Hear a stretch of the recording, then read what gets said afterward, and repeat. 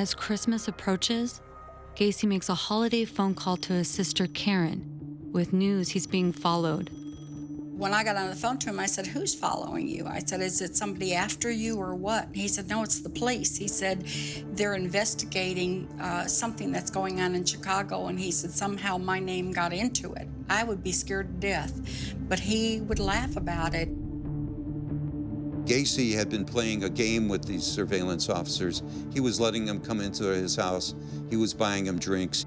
He really thought he was going to convince the cops that he was Mr. Nice Guy. He would talk about his charitable activities, which included being a clown. And one time he looked at me and he said, "Well, you know, clowns can get away with murder."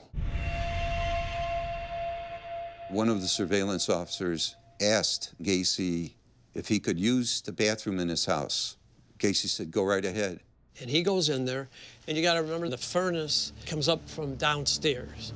That police officer later comes to us and says, "I smelled the odor of death." And that's what we used as a basis for a second search warrant.